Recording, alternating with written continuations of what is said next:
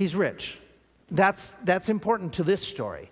That doesn't mean that, okay, rich means you're right with God, but in this case he was. He's a rich man, one of the wealthiest, one of the most influential people of that era of time and of that area of the world. A lot of people depended upon him. Whatever would happen to him, and that's part of this story, what happens to him, it has a trickle-down effect. He isn't a person who's living on an island. He's a man that many people depend upon, many people look up to, and with his suffering, a lot of other people suffer the fallout as well. So we take note that God said, okay, this guy, one of the characteristics of him, one of the traits is he's a rich man. One of the other characteristics that is in the very beginning of this whole text is he's reputable. He has a tremendous reputation. It says he's one of the greatest men in that whole region of the world. That could be great in finances, but I think there's greatness in other ways. Jump with me all the way to chapter 29. In chapter 29, it's describing him as an individual. He's giving a conversation here. If you read the book and study it through, you'll see how it goes back and forth to different people talking. This is one of the times Job is talking and answering some of the attacks that his friends are making upon him. And he's describing, they're saying to him, the reason that you're having all this suffering is you've done bad, you've done bad, you've done bad, you're just a bad person. And he, in self-defense, is saying, well, really, but look at this is the way I lived. This is how I conducted myself. Jump down to chapter 29 in verse 7. When I went out to the gate through the city, when I prepared my seat in the street, understand that in Bible days, the town elders, the leaders, the officials didn't go and work in the courthouse. They sat at the city gates. And so he's talking about, he's letting us know, like all the way up to the book of Judges. Here he is, he's a leader in the community. People looked up to him. People followed him. He was an influential guy. He had a reputation that he was, if we could throw it out this way, he was elected as one of the top people in the city, in the town, in that region because of his reputation. He's well respected. You read the whole section here. The young men saw me and they stepped back. Hid themselves isn't the idea they were afraid of him. It's the idea if they were standing there and they were talking, when he came, they would give way to him. They would step out of the way for him. The young men saw me, they would step back. The aged would rise up. They stood up in my presence. The princes would stop talking. They laid their hand upon their mouth. The whole idea here is that he was influential. They would listen to him. The nobles held their peace, their tongue cleaved to the roof of their mouth. When the ear heard me, then it blessed me, and when the eye saw me, it gave witness to me. People heard me. They listened to me. They looked to me. He's not bragging. He's stating a fact that he had a reputation in the community. In fact, he goes on, he says, part of the reason that I had a reputation, look at verse 12, I delivered the poor that cried and the fatherless and him that had none to help him. Do you remember in Bible days, the judges would be the ones that the poor people would come to, the widows would come to, and they would say, help me. Help me in my case. Help me to settle this dispute. Somebody is taking advantage of me. Somebody's not taking care of me. He's talking about him being a judge, him hearing cases, if you would. He's an individual that people would run to and seek help from. And so he goes on, when I delivered the poor, the fatherless, they cried, and him that had none to help him. I was there. The blessing of him that was ready to perish came upon me. I caused the widow's heart to sing for joy. He goes on, he says, I put on righteousness and it clothed me. My judgment was as a robe and a diadem. In other words, I didn't take bribes. In other words, when I judged, I was righteous and fair. I wasn't persuaded by people's looks or what they could offer me. He goes on, I was eyes to the blind, I was feet to the lame. I was father to the poor, and the cause which I knew not, I searched out. I operated with justice and fairness and understood. I broke the jaws of the wicked, and I plucked the spoil out of his teeth. So here he is describing himself. And he goes on and he says, and when I gave counsel, not only when I made decisions, but I gave counsel, I was sought after. In verse 21, he makes the comment, unto me men gave ear and waited and kept silence until my counsel. And they waited for me as for the rain. They opened their mouth wide as for the latter rain. What I said was going to nourish them. It was going to help them. If I laughed on them, let me rephrase that. If I smiled upon them, if I showed them kindness and pleasure in them, They were amazed. They were kind of caught off guard. They believed it not. And the light of my countenance, they did not cast them down. In other words, I was an encouragement. I was respected. In my counsel, and when I would say to somebody, listen, you're doing a great job, that really picked them up. That's the type of guy I was.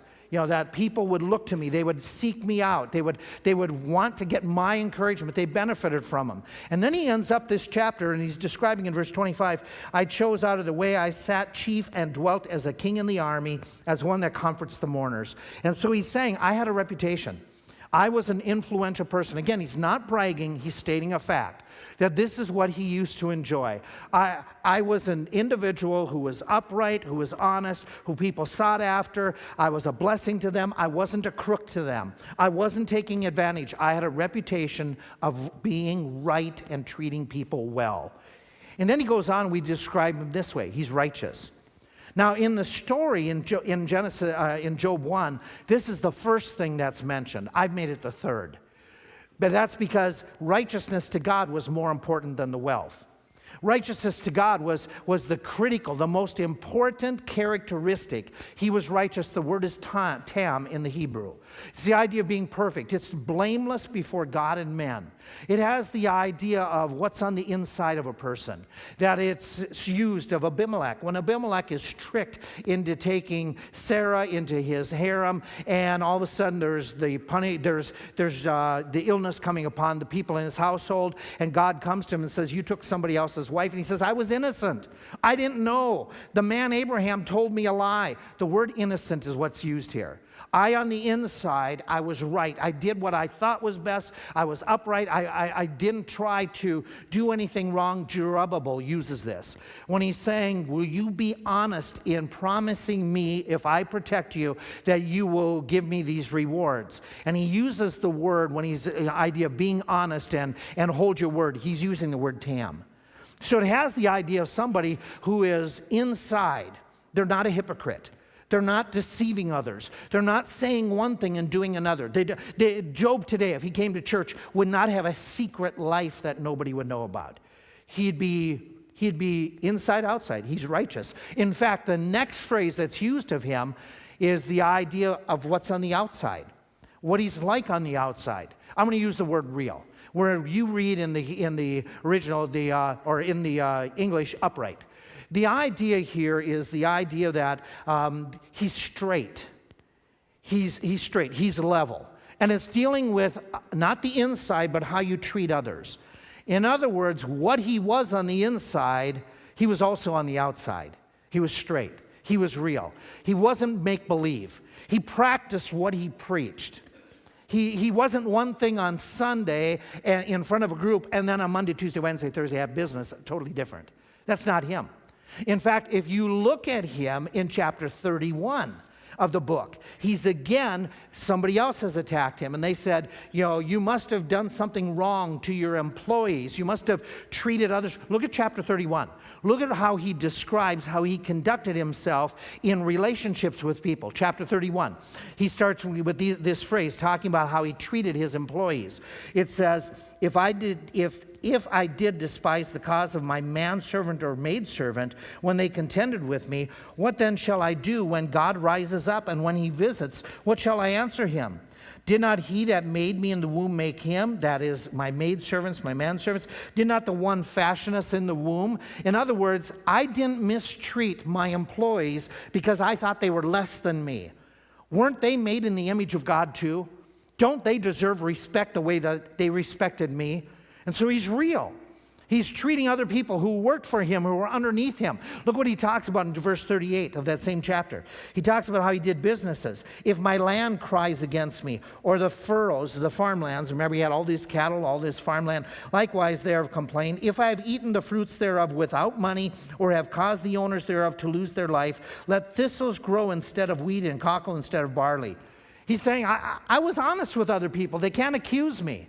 He talks about his charity in the same chapter. Verse 16, if I withheld the poor from their desire, or have caused the eyes of the widow to fail, or have eaten my morsel myself and not been charitable, and the fatherless have not eaten together with me. He goes on, he says, for from my youth he was brought up with me, and as a father I have guided her from my mother's womb. If I have seen any perish for want of clothing, or any poor without covering, if his loins have not blessed me, and if he were not warmed with the fleece of my sheep, if I have lifted up my hand against the fatherless when I saw my help in the gate, then let my arm fall from my shoulder, and my arm be broken from the bone. He's really sincere about this. He says, I was upright. In fact, even though I was a sought-after individual, he says, I was very moral. Look at verse 1. I made a covenant with mine eyes. Why then should I think upon a maid? I made a vow. I made a promise to my wife. And when it comes to looking at somebody else, there's no way it happened in my life. Jump down to verse 9 where he goes a little bit further with that. If mine heart had been deceived by a woman, or if I have laid wait at my neighbor's door for his wife or his daughter, then let my wife grind unto another, and let others bow down upon her. For this is a heinous crime, yea, it is iniquity to be punished by the judges. For it is a fire that consumes to destruction, and would root out all mine increase. In other words, he was morally pure. In his mind, in his conduct, in his physical, sexual relationships, this guy's outstanding. He's not only reputable, he is real. What you see and what he says is the way he lived. Honest, upright. Let me take it a step further, okay? That here's a man who was also very reverent. It says in the text that he was perfect. He was upright. But then it goes on and it adds this phrase, and it's not here alone. It's mentioned a couple other times in this opening chapters. It says, one that feared God. The idea is that he recognized that God was in control. He was an individual who he knew he was under God. We say that when we do our pledge. One nation under God. Do we really believe that as a nation? Let's bring it home. Do you really believe you're under God as a family? In your home, in your job, that you're under God. Job did. Job believed this with all his might. He believed that it was, despite his power as being king-like, despite his ability to be very wealthy and very influential, he recognizes that that is not his most important goal. In fact, God recognizes this is how real he was. Before God talked about his greatness, his riches, his wealth, his reputation, God says, he's one that feared me. In fact, God says to Satan twice, have you considered my servant, the one who is dedicated to me, that I was his goal, I was his reality of life, that it wasn't about making money or making a name for himself first and foremost, it was about serving me. And so his spiritual character, this idea that he was right with God, he was real in his relationships with people, not a hypocrite. This idea that he feared God is mentioned several times.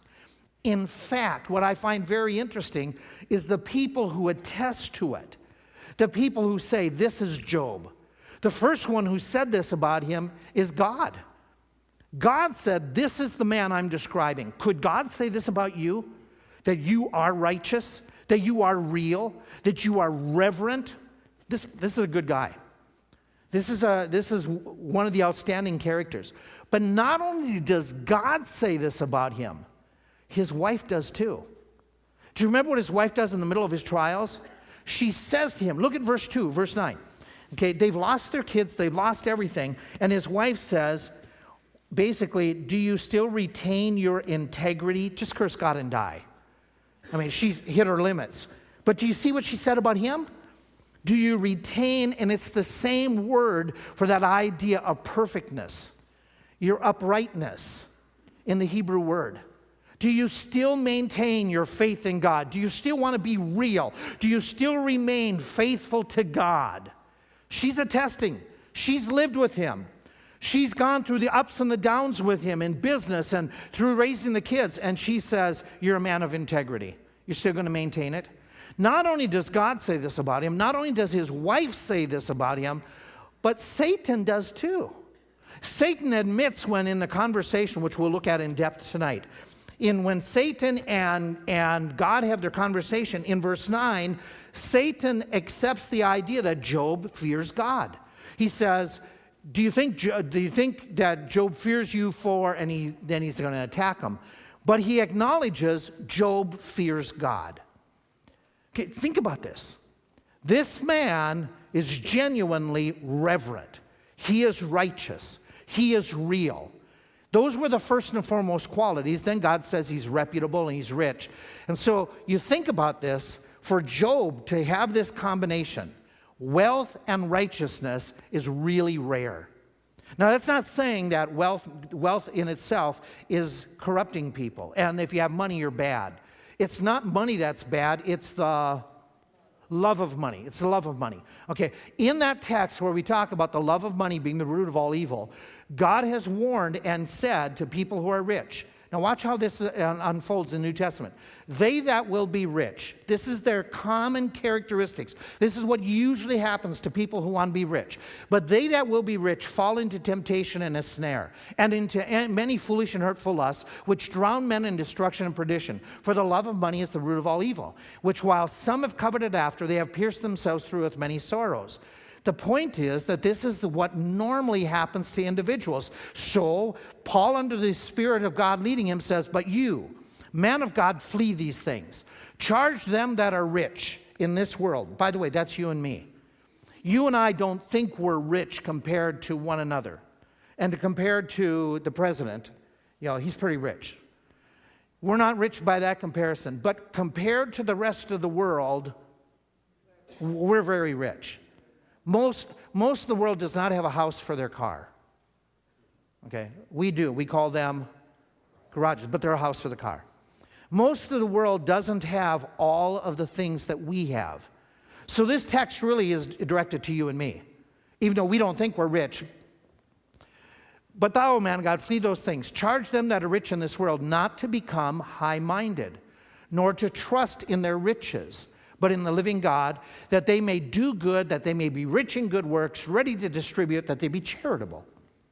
Now that's the warning in the New Testament. Think about it, the statement that this is the way that happens for most people. Money consumes. Money and wealth and possessions, they take over. Not Job. Job was very unique. He's unusual. There was other godly men like this in the Bible. Job is one of those cases that he did not fall into those foolish and hurtful lusts.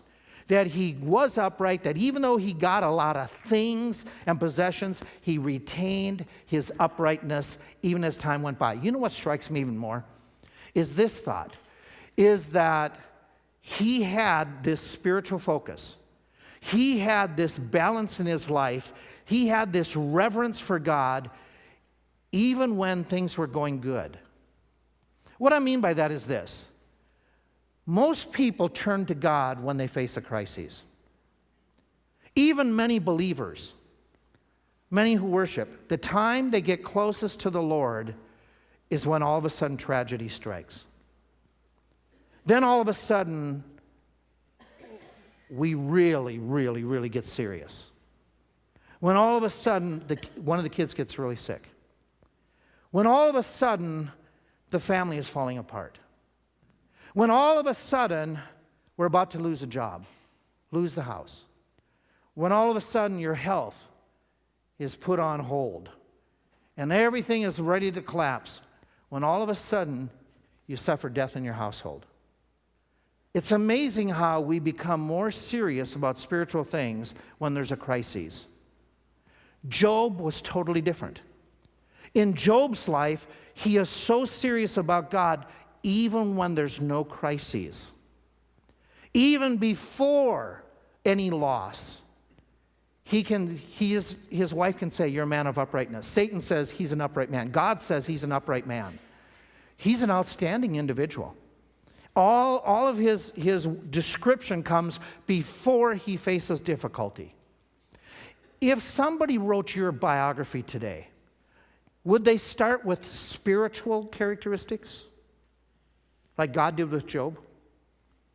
Would they be able to say this and your family sit there and say, amen, reverent, upright, real? What you saw at church is what we got at home. Is that true? That's the type of person Job is. I think God is writing all this because he wants us to know that Job didn't deserve because he did bad, what's going to happen? It's not punishment. Well, that's for the further on conversation. Let me give you something else about him. He's resistant. He's resistant. The text says he eschewed evil. That's old King James English. It's kind of a cool word. It simply means he shunned evil. He shunned it. He got away from it. He didn't damper and tarry and get as close as he could. Despite all of his prestige, all of his popularity, despite all the attention other people gave him, just think about it. He probably, as a celebrity, had people throwing themselves at him. Maybe he could have had some ladies throw themselves at him. He eschewed evil. He stayed far away from it.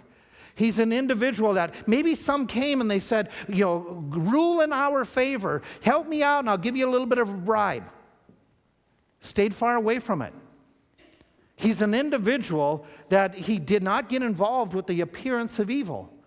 He was an individual that he wouldn't say, well, what's right with this or what's wrong with this? He would say, what's right with this? He's an individual that to him, dabbling in dishonesty, dabbling in cheating, dabbling in being corrupt in any way, shape, or form, lying about somebody, being vindictive. It was like an individual who has an allergy to bees, they'll stay away from the bees. Individuals who have a nut allergy, some here do, stay far away from it. They don't want to get and say, well, let me just roll it around in my hand and I'll just see if I can smell the peanut. No, they stay far away from it because it's dangerous. That's the way Job operated. He's an individual who was resistant. He didn't play with evil. He stayed away from it. Let me put something else about it. This to me is probably the most convicting and challenging of all the characteristics of this man. I don't know what other word to use, so I'm just throwing it out to keep an alliteration here. He's a revivalist. Some might say he's a reformer. What I mean by that is, how did he deal with his family? How did he operate with his family? He wanted them to have perpetual revival, to be right with the Lord. How do I know that? It says he has 7 sons, 3 daughters. At the time of the story opening up, there was this man. These kids are growing. They're out of the house. How do I know it? The text says. The text says that they are feasting in their own houses. They are hosting their own times together, that they would invite one another. It says on his day. Is that they got together on each and everyone's birthday? We don't know. We don't know what it means by on his day. But it could be that when they got together for a birthday, so there's 10 kids, they got a lot of birthday parties to go to. The family's getting together on a regular basis. They're inviting to their homes others, and so they're on their own. They're adult kids. We don't know if there's grandkids. We don't know anything about that, but we know that they're adult kids at this point. And they're hosting these parties. The text says Job sits back and he hears about his kids getting together. And as his kids are getting together, he's thinking to himself, maybe they've offended the Lord. So I'm going to offer a sacrifice for them. I'm going to be praying for them. I'm going to be holding them up before God that they would remain pure and upright. Interesting. Interesting that he would do this. And it says he did this continually, if you look at the verse. He did this on a regular basis. When it comes to his kids, he's a revivalist. He is really concerned. What this teaches me about Job is this thought, is that Job, as a parent, as a businessman, as a successful businessman, successful parent, that he's raised them up to the point that they have their own homes, that they're able to manage for themselves, it shows me his spiritual values. What I mean by that is this, is that Job cared mostly not about their homes, not about their chariots. It doesn't say that he was focused more on how much money they could make or what job or career that they had. His most important concern about his kids was their relationship with God. What was their condition? How right were they with God? It teaches me that Job valued prayer, valued time in prayer, that he would take the time with all of his busyness and other obligations to say, I am on a regular, repeated basis going to take time to pray for my kids. He valued prayer. He valued their souls. His kids' spiritual welfare was what's really important to him. So he does what he could to help them out. He prays at this time in their life. Okay? He's praying for them. And he's more concerned, let me add this, he is more concerned about their walk with the Lord than if they did wrong, they hurt my reputation. He didn't care about the Burggraff name. What would people think? He cared about what my kids would do in their relationship with God. Not how other people viewed it, how did God view it? In fact, he says, look at the text. He says, maybe, watch how he's so specific. It may be that my sons have sinned and cursed God where? Where? In their hearts. He is concerned about their attitude towards spiritual things, about their personal walk with the Lord, his spiritual values. Can I add to that something else? His discernment. As a businessman, as a parent, look how discerning he is. Look how wise this man is. He knew, because of the sin nature in his kids, that they could possibly do wrong. He wasn't a blind parent. He wasn't one who said, my kids would never do something like that. My kids are always good. My kids never. Now, some of you have kids that are always good. God bless you. The rest of us, envy you. But the reality is, any one of our kids could do anything because of their sin nature. That's a reality.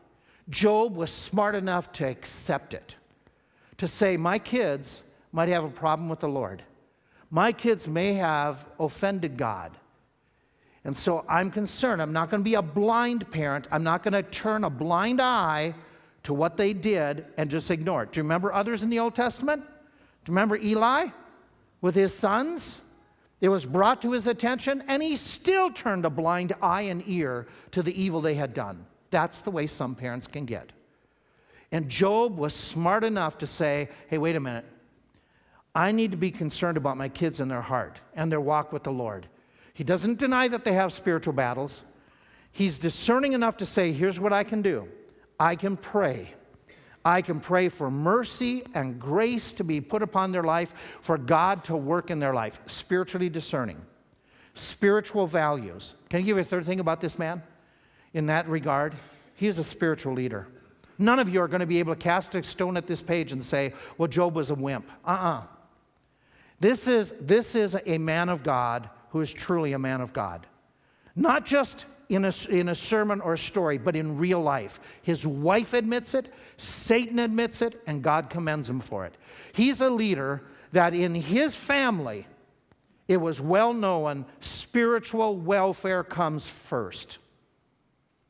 I am most concerned about the spiritual welfare of my kids. That's Job. Not their college degree, not their checkbook, not their pension programs, not all the stuff that would impress people. How are they between them and God?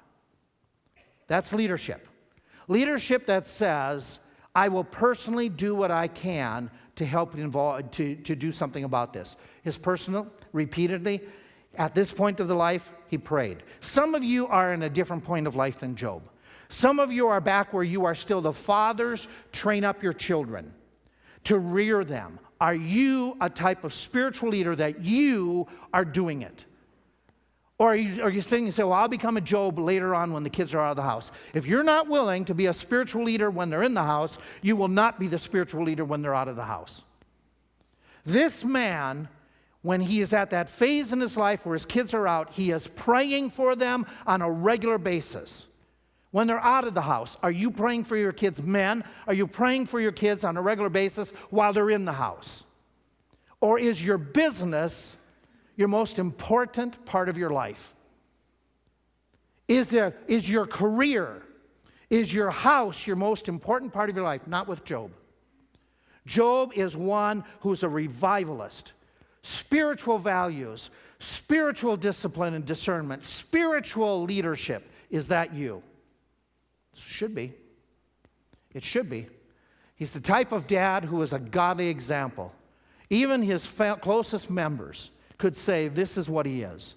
He was like this. It was real. And he didn't wait. I remind you, he didn't wait until things got bad to be praying for his kids. He doesn't even know. He says, maybe they have hurt the Lord. Maybe they offended. He doesn't know, but he's praying. He's praying when things are going good. Is that you? Something else that strikes me about this man, he's resilient. He's resilient.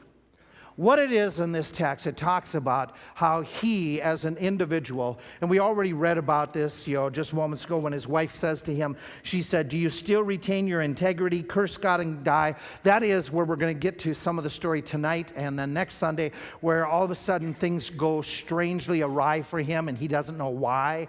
That's the gist of the book. But in the midst of all those struggles, here's what he does.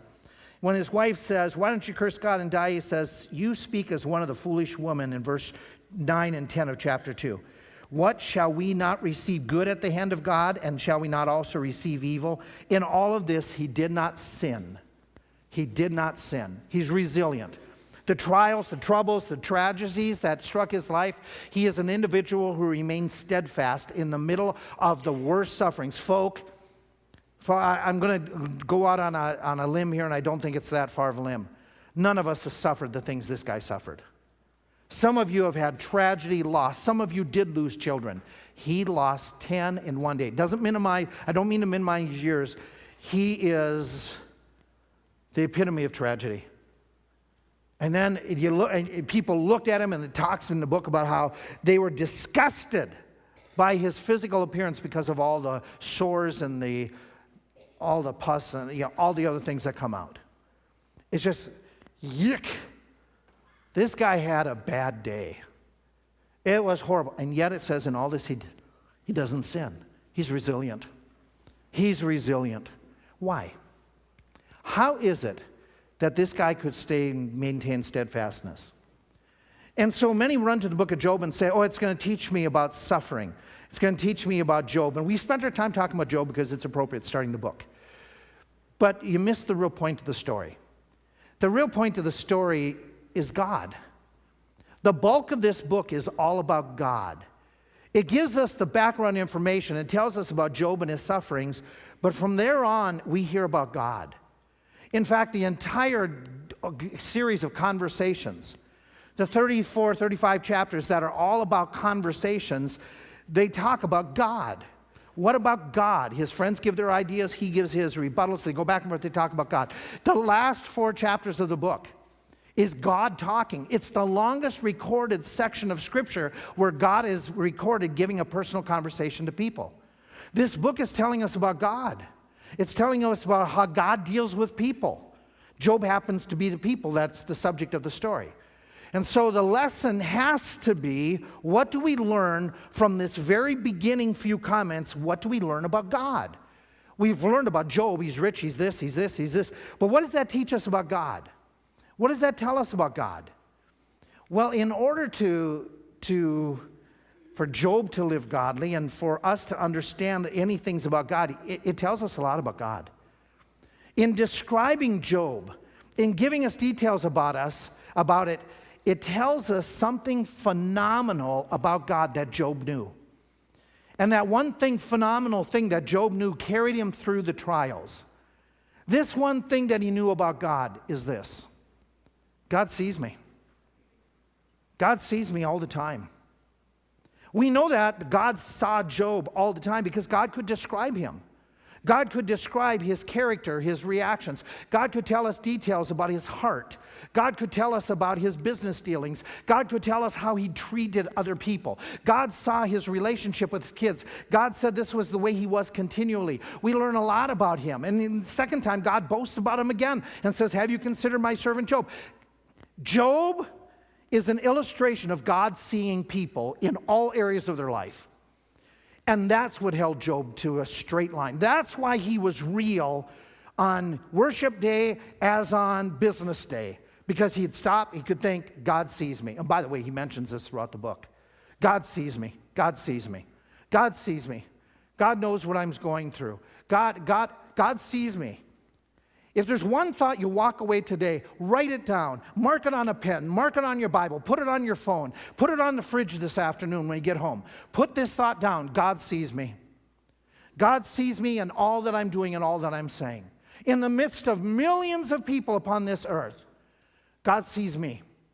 In the midst of all that's going on, hour by hour, it's not like God took a look at me and then God walked away and got busy with the billions of others. No. Think this through. Every time throughout the week, put a reminder, have your phone ring every 2 hours to remind you, God sees me. God sees me. You know, can we make it blunt? God saw how you worshiped already in this last, 5 minutes we've been here. God has seen the way you sang to Him. God saw how you responded. God sees the computer sites you go to. God sees and hears the words you say coming to and from church. God sees everything. He knows what you're putting on Facebook. He sees it. He sees what you're saying behind somebody's back. God sees how you respond to your kids. God sees how you treat your spouse. God sees what you do when it comes to your finances and your business. God sees how you treat your employers and your colleagues. God sees in the lunchroom what you say and what jokes you tell. God sees. God sees exactly how you respond. God sees what you're going to do this evening when it's worship time. God sees when your Bible sits there and collects dust. God sees. God sees us all the time. He knows what we're doing. He knows what we think is valuable. God sees. Are we therefore real? Are we resilient? Are we therefore righteous? If you remind yourself, I would think this would make a profound impact on our life throughout this week. That God is watching me. God is seeing what I'm doing, what I'm saying. So with that in mind, God sees me, then you and I have to admit, He knows what's in our heart right now. He knows exactly what's really in our heart. With that in mind, He knows if we're right with other people right now. He knows how we've treated people this week. He knows if we're holding an animosity. God sees. He knows what you are like when nobody else here sees you. He knows your secrets. He sees. He knows if you're right with Him right now. God sees me all the time. Every moment. What's He see in your heart right now? What does He see? Heads are bowed and eyes are closed.